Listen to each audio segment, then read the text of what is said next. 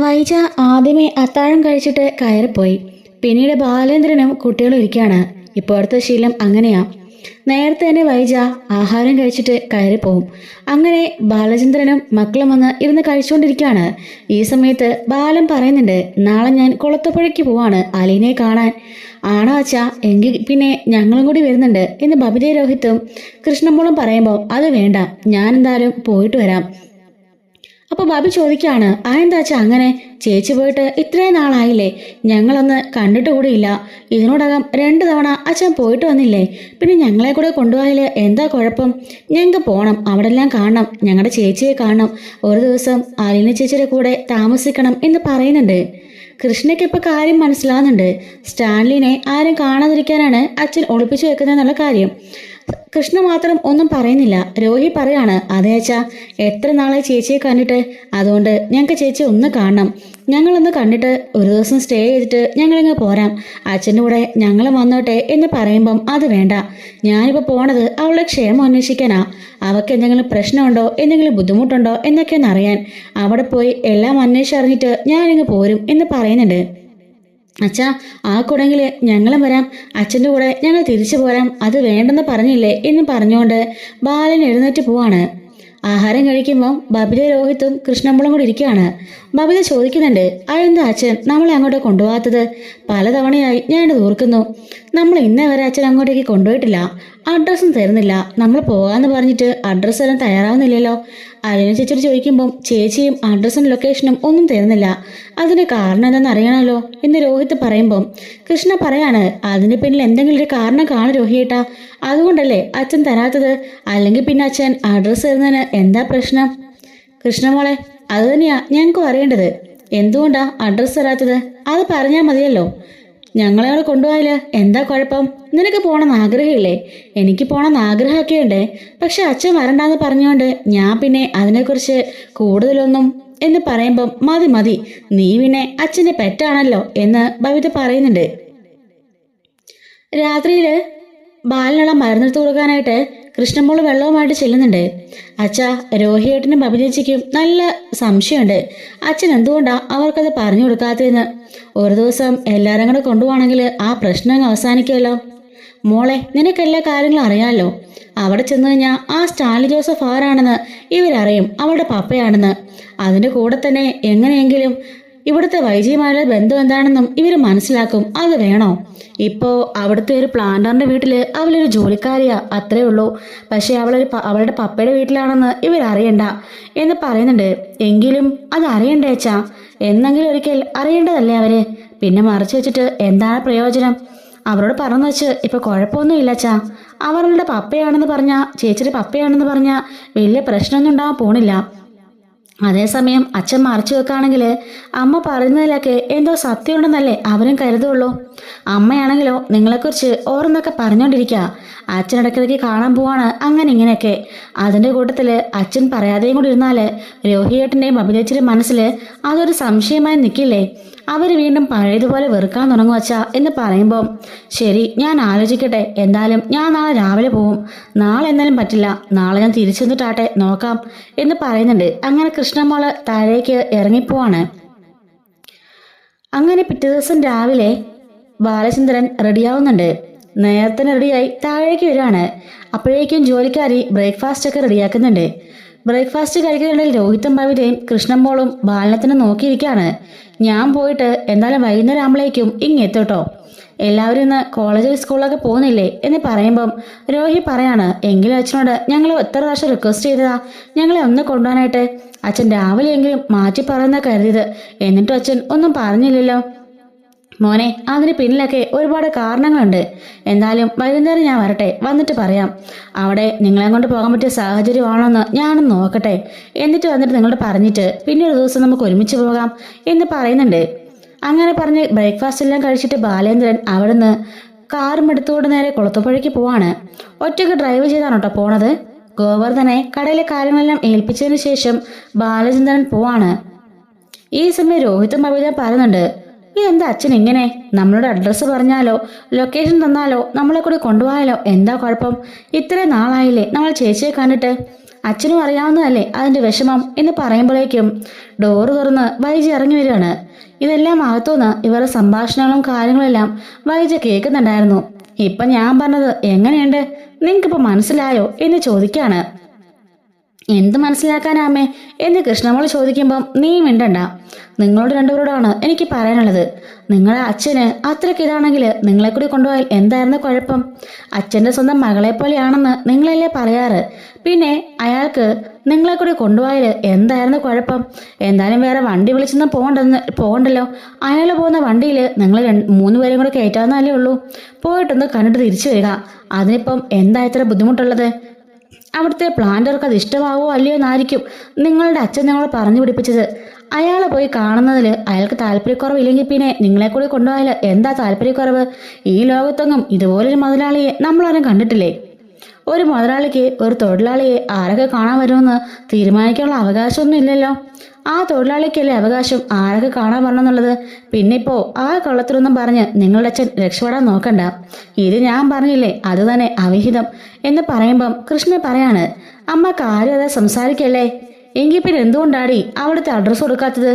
ഇവർക്ക് ആ അഡ്രസ്സ് കൊടുക്കാൻ പറ. അഡ്രസ്സോ ലൊക്കേഷനോ കൊടുക്കാൻ പറ. അല്ലെങ്കിൽ കൊണ്ടുപോയി കാണിക്കാൻ പറ. എന്താ കാണിക്കാത്തത്? ഇവർക്ക് നിനക്കൊക്കെ അവളെ ആ മറ്റവളെ അത്രയ്ക്ക് ഇഷ്ടമാണല്ലോ. അങ്ങനെ ഇഷ്ടമാണെന്നുണ്ടെങ്കിൽ ഒന്നുകൊണ്ട് കാണിക്കാൻ പറ. അതും ചെയ്യാതെ ഇതൊന്നും കാണിക്കാതെ അവസാനം അയാൾ മാത്രം തനിയെ പോയിട്ട് കണ്ടിട്ട് വരും. എന്നിട്ട് പറയുന്നതോ സ്വന്തം മോളെ പോലെയാണെന്ന്. ഇതൊക്കെ എവിടെയെങ്കിലും വിശ്വസിക്കാൻ പറ്റുന്ന കാര്യമാണോ എന്ന് ചോദിക്കുന്നുണ്ട്. കൃഷ്ണ പറയാണ്, അച്ഛൻ എന്തെങ്കിലും പറഞ്ഞിട്ടുണ്ടെങ്കിൽ അതിന് പിന്നിൽ അതിനനുസരിച്ചുള്ളൊരു കാരണം കാണും എന്ന് പറയുന്നുണ്ട്. വൈജ പറയാണ്, ഇന്നലെ വൈകുന്നേരം മുതലുള്ള നിങ്ങളുടെ സംസാരം ഞാൻ കേട്ടിരുന്നു. നിങ്ങൾ എത്ര തവണ നിങ്ങളുടെ അച്ഛനോട് റിക്വസ്റ്റ് ചെയ്തതാ നിങ്ങളൊന്ന് കൊണ്ടുപോകാനായിട്ട്, അഡ്രസ്സ് അങ്ങനെ ഒന്ന് കൊടുക്കാൻ. എന്നിട്ട് അയാളെ സമ്മതിച്ചോ? ഇല്ലല്ലോ. അത് തന്നെയാണ് ഞാൻ പറഞ്ഞത്, ഇതിന്റെ പിന്നിൽ എന്തോ ഒരു കള്ളത്തിലുണ്ടെന്ന്. നിങ്ങളിങ്ങനെ പഴമൊഴുങ്ങിയാലെ പൊട്ടന്മാരായിട്ടിരുന്നോ? നിങ്ങളുടെ സ്വത്തും സമ്പാദ്യം എല്ലാം അവൾക്കൊണ്ടേ കൊടുക്കാം. ഇനി കണ്ടോ, ഒരു ദിവസം വിവാഹം കഴിച്ചുകൊണ്ട് രണ്ടുപേരും ഇങ്ങോട്ടേക്ക് കയറി വരും. കൃഷ്ണ പറയുന്നുണ്ട്, ചേ അമ്മ എന്നെ മിണ്ടാതിരുന്നേ, എന്ത് വർത്താനൊക്കെയാ അമ്മ ഈ പറയുന്നേ? രോഹി പറയുന്നുണ്ട്, കൃഷ്ണമോളെ അമ്മ പറഞ്ഞതിനും കാര്യമില്ലേ?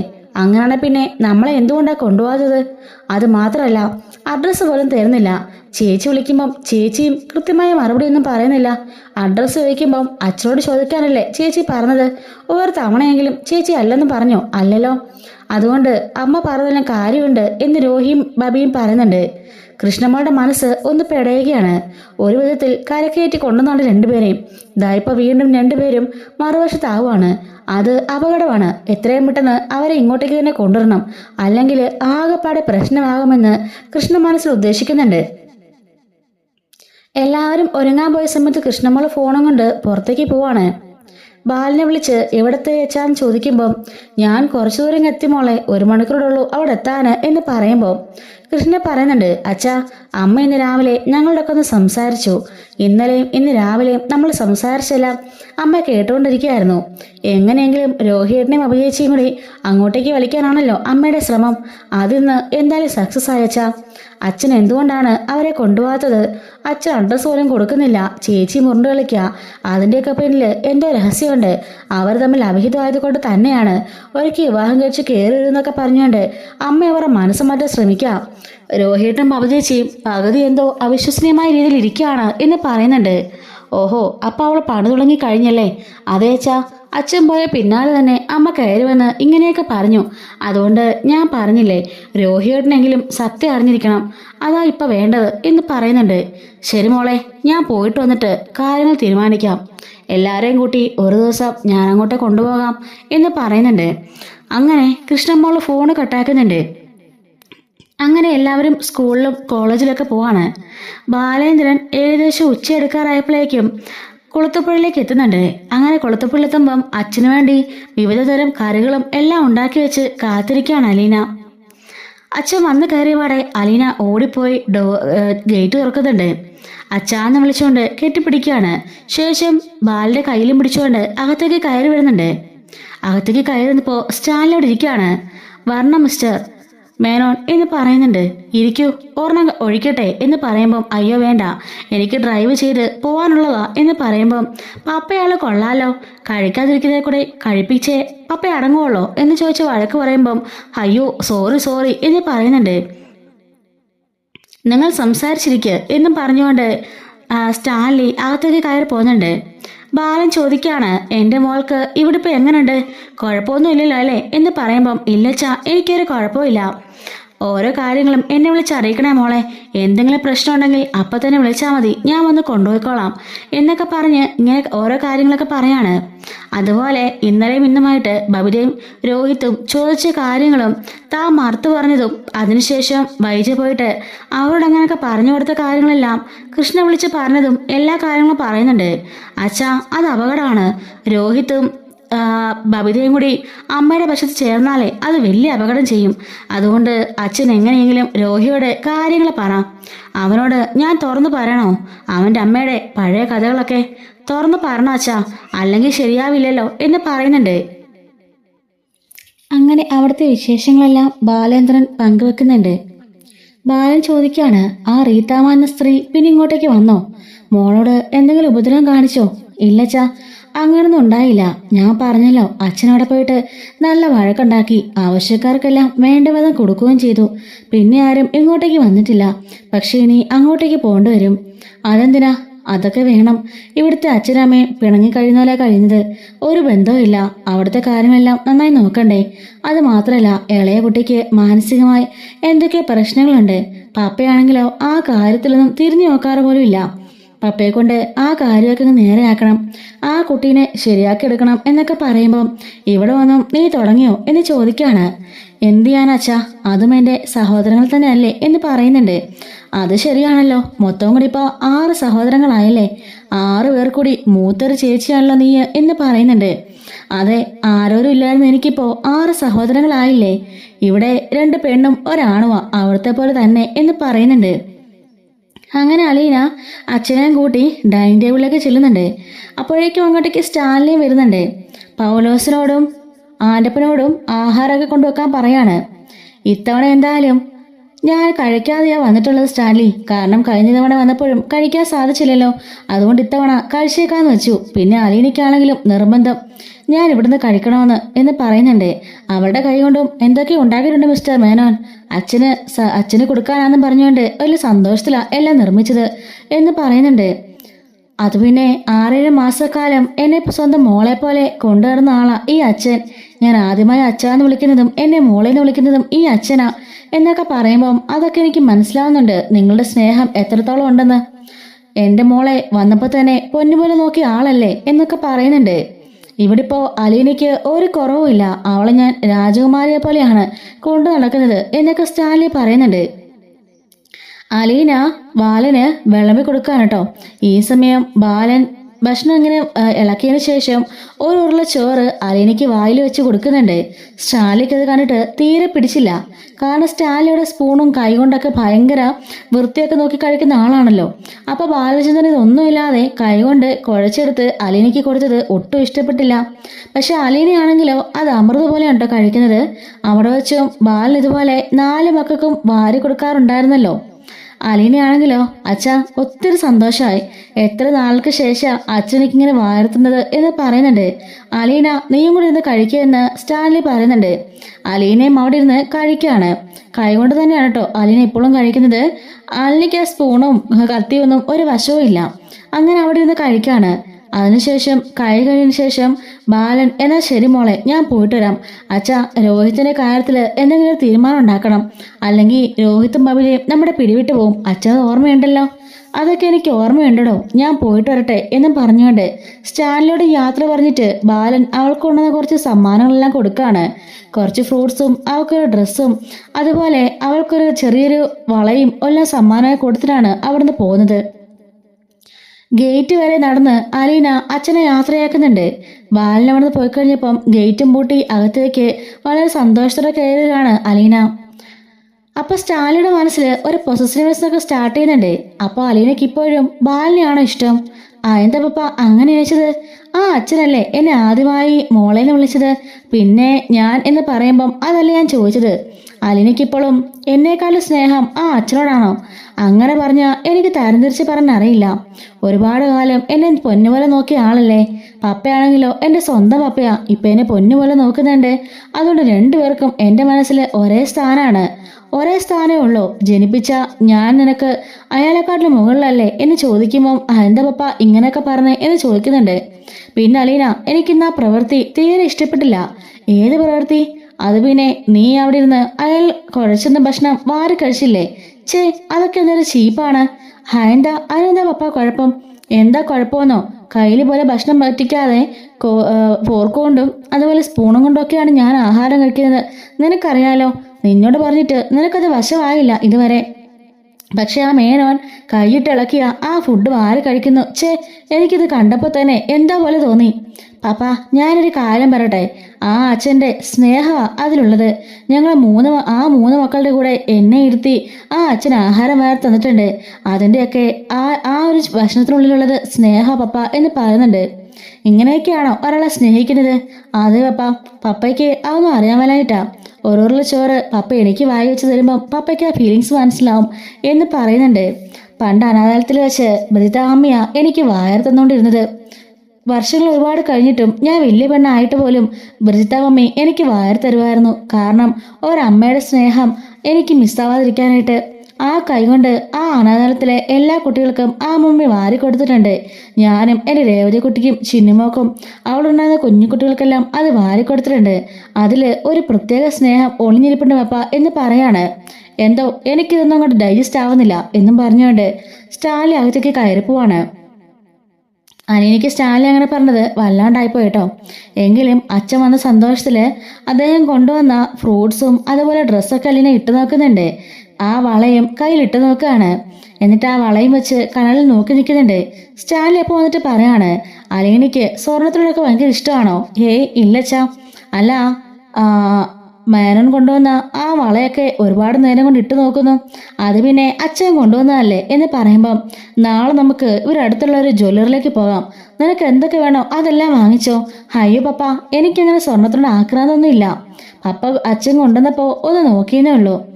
പിന്നെ ദേ പുതിയ ഉടുപ്പ് കണ്ടോ എന്ന് പറഞ്ഞ് കാണിക്കുമ്പോൾ, നിനക്കിവിടെ ഞാൻ എന്തുമാത്രം പുതിയ ഡ്രസ്സ് വാങ്ങി വെച്ചിട്ടുണ്ട്. അതൊക്കെ ശരിയാ, എങ്കിലിത് അച്ഛൻ കൊണ്ടുവന്നതല്ലേ എന്ന് ചോദിക്കാണ്. ശരിക്കും സ്റ്റാലിയുടെ മനസ്സിൽ ആ ഒരു പൊസസീവ്നെസ് സ്റ്റാർട്ട് ചെയ്തിരിക്കുകയാണ്. അലീന ഇനി പാലിലേക്ക് പോകാനേ പാടില്ല, അതുപോലെ ബാലിനെ കാണാനും പാടില്ല എന്ന് മനസ്സിലാൽ കുറിച്ചിടുന്നുണ്ട്. അങ്ങനെ അത്താഴ സമയമാകുന്നുണ്ട്. ഈ ഒരു സമയത്ത് അലീനയും സ്റ്റാലിയും എല്ലാം ഇരുന്ന് ആഹാരം കഴിക്കാണ്. ബൈജുവും അതുപോലെ പൗലോസും ആൻ്റപ്പനും ചുറ്റും നിൽക്കുന്നുണ്ട്. അതേസമയം തന്നെ അപ്പച്ചൻ വൈകുന്നേരം വന്നിരുന്നു കേട്ടോ. അവധക്കുട്ടിയും അലീനയുടെ അരികിലിരുന്ന് കഴിക്കാണ്. ഈ സമയത്ത് സ്റ്റാലിനോട് അലീന പറയുന്നുണ്ട്, അലീന അവളുടെ പ്ലേറ്റിൽ നിന്ന് ഒരുള്ള ചോറ് എടുക്കുകയാണ്. പപ്പ ഒന്ന് വാ തുറന്നേ എന്ന് പറയുമ്പം എന്തിനാന്ന് ചോദിക്കാണ്. വാ തുറക്കതും പറഞ്ഞുകൊണ്ട് അവൾ ആ വായിലേക്ക് ആ ഉരുളുള്ള ഭക്ഷണം വെച്ച് കൊടുക്കുന്നുണ്ട്. അറപ്പും വെറുപ്പുമായിരുന്ന സ്റ്റാലിക്ക് ഒരു നിമിഷം താൻ എന്തോ ഒരു സ്നേഹത്തിൽ അലിഞ്ഞു പോണ പോലെ തോന്നുന്നുണ്ട്. അയാൾ ആഹാരം പതുക്കെ ഒരു ജാള്യതയോടു കൂടിയാണെങ്കിലും ചവച്ചരിച്ച് കഴിക്കാണ്. ചുറ്റും തൻ്റെ പരിചാരകരൊക്കെ നിൽക്കുകയാണ്. ഇന്നൊരു സ്റ്റാലിയെ അവരങ്ങനെ കണ്ടിട്ടില്ല. ആഹാരം കഴിച്ചിറക്കുമ്പം പ്രത്യേകത രുചി അയാൾക്ക് തോന്നിയിരുന്നു. തൻ്റെ മകളുടെ കൈകൊണ്ട് ആദ്യമായി തനിക്ക് ഒരുള്ള ചോറ് വാർത്തതിൻ്റെ ഒരു സുഖം. അതിനുശേഷം എനിക്കൂടെ താവപ്പ എന്ന് പറയുമ്പം സ്പൂണും കൊണ്ട് എടുക്കുമ്പം സ്പൂണും കൊണ്ടല്ല കൈ കൊണ്ടെടുത്ത് തരണം എന്ന് പറയുന്നുണ്ട്. കൈ കൊണ്ട് അയാൾ ആ ഒരുള്ള ഭക്ഷണം വാരിയെടുത്ത് അലിനയ്ക്ക് വായിൽ വെച്ച് കൊടുക്കുകയാണ്. അലിൻ അത് സ്നേഹത്തോടെ മേടിച്ച് കഴിക്കുന്നുണ്ട്. അപ്പോഴേക്കും ഔതക്കുട്ടി ചിരിക്കാണ്. ഇപ്പൊ എങ്ങനുണ്ടടാ? നിനക്കൊക്കെ ചെറുപ്പത്തിലെ നിന്റെ അമ്മ ചിന്നമ്മ ഒരുപാട് വായർത്തുന്നിട്ടുള്ളതാ. നിന്നെ എല്ലാത്തിനെയും ആൽബർട്ടിനെയും റോബർട്ടിനെയും എല്ലാം പിടിച്ചിരുത്തായിരുന്നു. ഷെറിനെ നിന്നെയൊക്കെ. എന്നിട്ട് എല്ലാവർക്കും കൂടി വാരി തരും. അതൊരു ഒന്നൊന്നര കാഴ്ച തന്നെ ആയിരുന്നു എന്ന് പറയുന്നുണ്ട്. സ്റ്റാൻലിക്ക് അലീനയ്ക്ക് കൊടുത്ത ആ ഒരു ചോറും അയാളുടെ മനസ്സിൽ ഒരുപാട് സ്നേഹം ഉണ്ടാക്കുന്നുണ്ട്. ശരിക്കും അതിൽ വലിയൊരു സ്നേഹം തന്നെ അടങ്ങിയിട്ടുണ്ടെന്ന് സ്റ്റാൻലിക്ക് മനസ്സിലാവാണ്. താൻ തെറ്റിദ്ധരിച്ചിരിക്കുകയായിരുന്നു ഇത്രയും കാലം. അതിലൊന്നും ഒരു സ്നേഹമില്ലെന്നാ താൻ കരുതിയിരുന്നത് എന്ന് അലീനോട് പറയുമ്പം അലീന പറയാണ്, സ്നേഹം മനസ്സിലല്ല പപ്പ വേണ്ടത്, പുറത്ത് കാണിക്കുകയാണ് വേണ്ടത്. സ്നേഹം വാരിക്കോരി കൊടുക്കാനാ എല്ലാവരുടെ മനസ്സിലുള്ളത്. അത് ഒളിപ്പിച്ചുകൊണ്ട് നടന്നിട്ട് അവസാനം നമ്മുടെ കുഴിമാടത്തിനരികിൽ കൊണ്ടുവന്ന് കുറെ കണ്ണീരും പൂക്കളുമായിട്ട് അത് കളഞ്ഞിട്ട് എന്തെടുക്കാനാ? നമ്മൾ ജീവിച്ചിരിക്കുമ്പം സ്നേഹം എല്ലാവർക്കും വാരിക്കോരി കൊടുക്കണം എന്ന് അലീന പറയുന്നുണ്ട്. അങ്ങനെ അലീനയും അവധക്കുട്ടിയും സ്റ്റാലിയും ഭക്ഷണം കഴിക്കുന്നുണ്ട്. ആൻ്റപ്പനും പൗലൂസും ഒക്കെ പരസ്പരം ഈ നോക്കിക്കാണുവാണ്. സ്റ്റാലി പറയാണ്, ഇത്രയും കാലം എനിക്കതിനോടൊന്നും അങ്ങനെ തോന്നിയിട്ടില്ല. പിന്നെ കുട്ടികളുടെ കൂടെ ഞാനത് നിന്നിട്ടില്ലല്ലോ. ഞാൻ മിലിറ്ററിയിലായിരുന്നപ്പോഴും അവരുടെ കൂടെ ഉണ്ടായിരുന്നപ്പോഴും വല്ലപ്പോഴുമാണ് വീട്ടിലേക്ക് പോലും പോയിരുന്നത്. പിന്നെ ഞാൻ പറഞ്ഞല്ലോ, എപ്പോഴോ എൻ്റെ ഉള്ളിലുള്ള സ്നേഹമൊക്കെ മാഞ്ഞു പോയി. എൻ്റെ അപ്പച്ചനും അവിടുത്തെ അച്ഛനും ഒക്കെ ആയിരുന്നു അതിൻ്റെ കാരണക്കാർ. ഒരു കാലത്ത് ഞാൻ വൈജയെ ഒരുപാട് സ്നേഹിച്ചിരുന്നതാണ്. പക്ഷെ അതെല്ലാം നഷ്ടപ്പെട്ടു. അതിനുശേഷം സ്നേഹം എന്താണെന്നൊന്നും ഞാൻ അറിഞ്ഞിട്ടില്ല എന്ന് നമ്മുടെ സ്റ്റാൻലി പറയുന്നുണ്ട്. അങ്ങനെ സ്റ്റാൻലിയും അലീനയും അവധുക്കുട്ടിയും ഭക്ഷണം കഴിച്ച് കഴിയുന്നുണ്ട്. ഇതേ സമയം നമ്മുടെ ബാലേന്ദ്രനാണെങ്കിൽ നെടുമ്പുഴക്കൽ വീട്ടിലേക്ക് തിരിച്ചു ചെല്ലുകയാണ്. അങ്ങോട്ടേക്ക് കയറി ചെല്ലുമ്പം രോഹിത്തും ബബിതയും കൃഷ്ണമോളും അത്താഴമൊക്കെ കഴിഞ്ഞിട്ടിരുന്ന് പഠിക്കുകയാണ്. അച്ഛൻ വരുന്ന കണ്ടപ്പോഴേക്കും കൃഷ്ണമോള് ഓടി ചെല്ലുന്നുണ്ട് അച്ഛനെ വിളിച്ചുകൊണ്ട്. പക്ഷെ ബബിതയും രോഹിത്തും ചെറിയൊരു ദേഷ്യത്തിലാണെന്ന് ബാലന് മനസ്സിലായി. വൈജ പതിവ് പോലെ മുറിയടിച്ച് അകത്തേക്കും കയറി.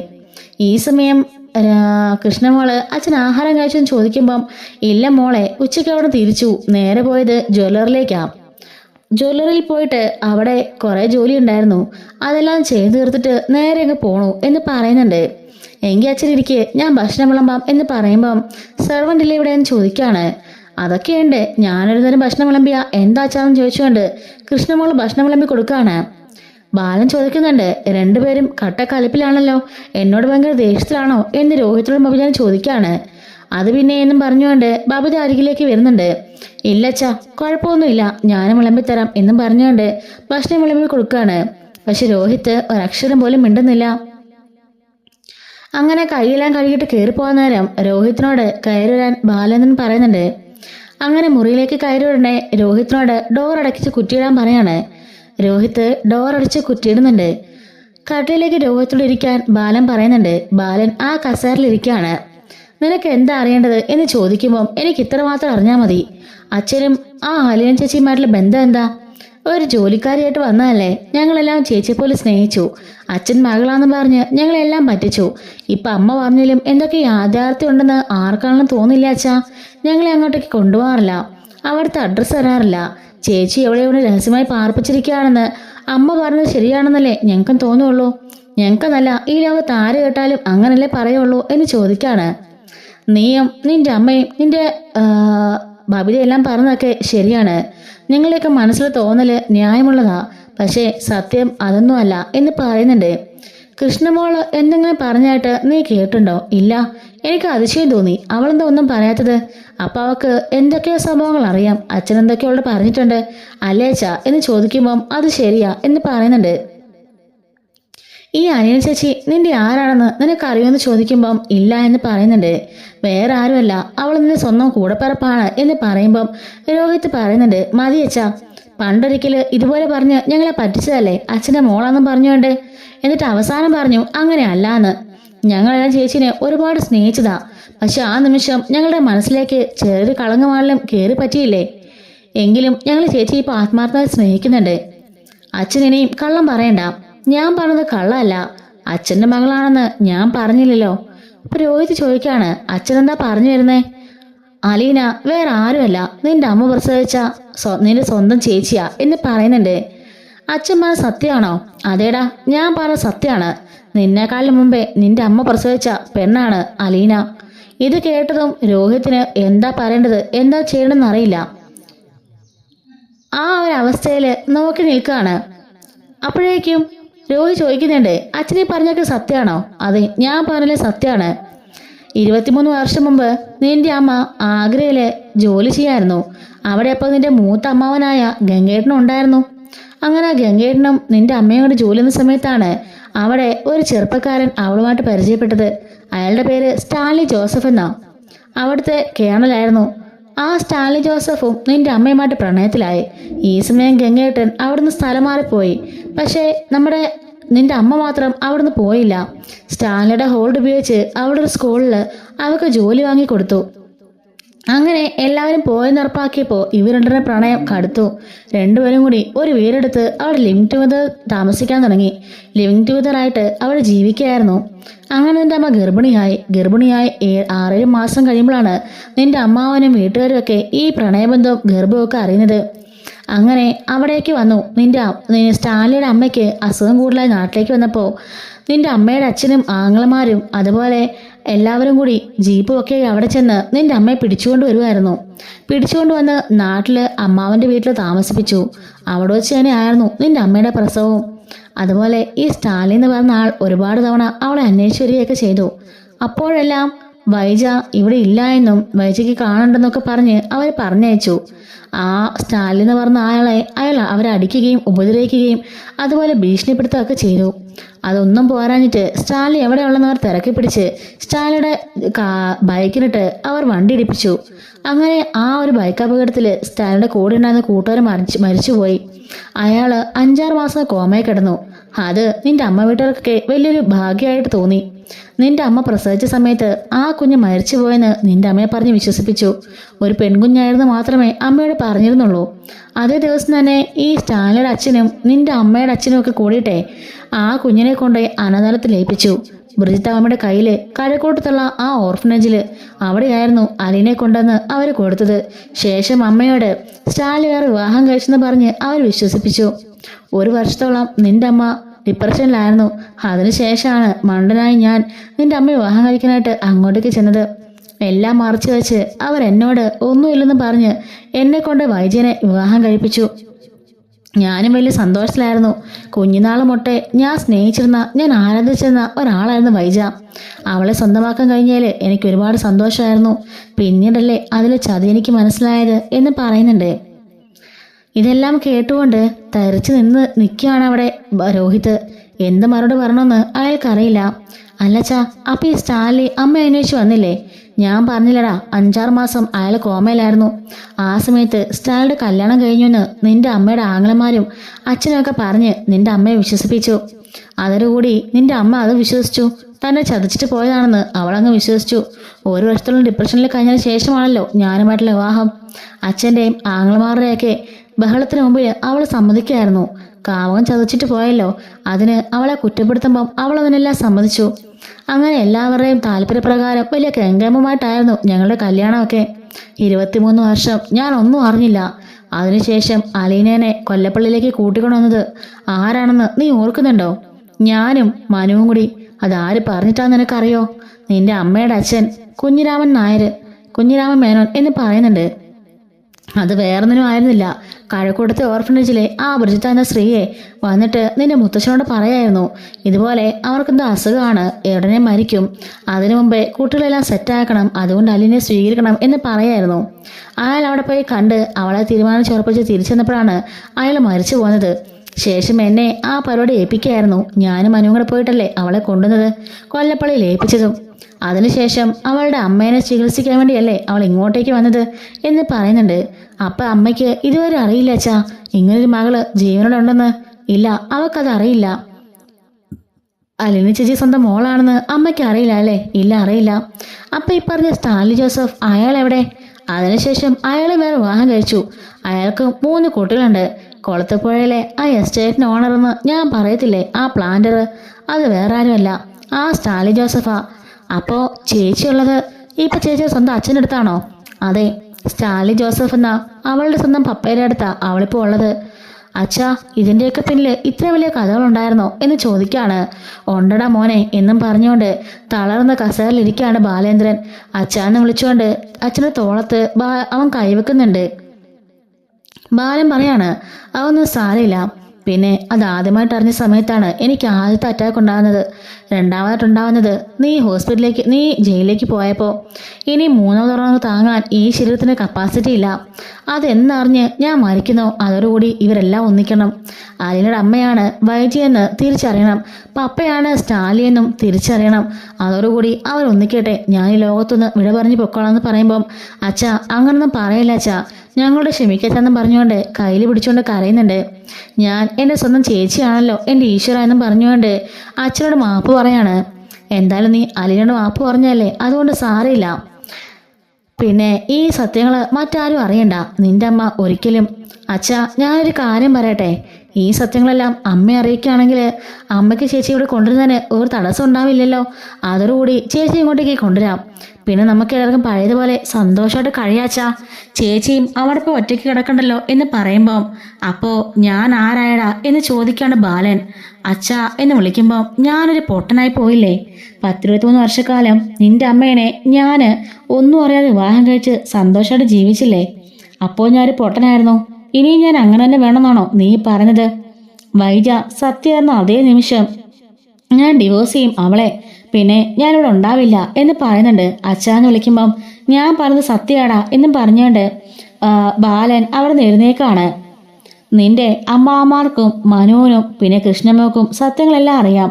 അലീനയ്ക്കും മുത്തശ്ശിക്കും ഗോവർദ്ധനങ്ങളിലും എല്ലാവർക്കും അറിയാം എന്നൊക്കെ പറയുന്നുണ്ട്. കൃഷ്ണമ്മക്ക് അറിയാമല്ലേ? വെറുതെയല്ല അവൾ ഇതിനൊന്ന് റെസ്പോണ്ട് ചെയ്യാത്തത്. അപ്പോഴേ എനിക്ക് എന്തൊരു സംശയം തോന്നി. കൃഷ്ണമോൾ എന്തുകൊണ്ടാ അലീന ചേച്ചിയെ കാണണമെന്ന് പറയാത്തതെന്ന്. അവൾക്കാണല്ലോ ഞങ്ങൾക്കിടയിൽ കൂടുതൽ സ്നേഹം ചേച്ചിയോട്. പക്ഷെ അവൾ കാണണമെന്ന് പറയാത്തപ്പോഴേ എനിക്ക് എന്തോ ഒരു പന്തികേട് തോന്നിയതാ എന്ന് പറയുന്നുണ്ട്. അവൾക്ക് സത്യങ്ങളെല്ലാം അറിയാം, അതുകൊണ്ടാ. പിന്നെ നിങ്ങളെ ഒരു ദിവസം ഞാൻ കൊണ്ടുപോകാം. ബബുജിയോടും കൂടി എങ്ങനെ സത്യം അറിയിക്കണമെന്ന് എനിക്കറിയില്ല. എല്ലാവരും സത്യങ്ങളെല്ലാം അറിഞ്ഞില്ലേ? നിങ്ങളുടെ അച്ഛനൊരു പൊട്ടനായിരുന്നു എന്ന് നിങ്ങൾക്കിപ്പോൾ മനസ്സിലായില്ലേ? അച്ഛാ അങ്ങനെ കരുതണ്ട. അമ്മയ്ക്ക് ഒരബദ്ധം പറ്റിപ്പോയി, ആർക്കാണെങ്കിലും പറ്റില്ലേ? പിന്നെ ജീവിതത്തിൽ സംഭവിച്ച അബദ്ധങ്ങളെല്ലാം പറഞ്ഞ് ഉള്ള ജീവിതം കളയണ്ടെന്ന് അമ്മ കരുതി കാണും.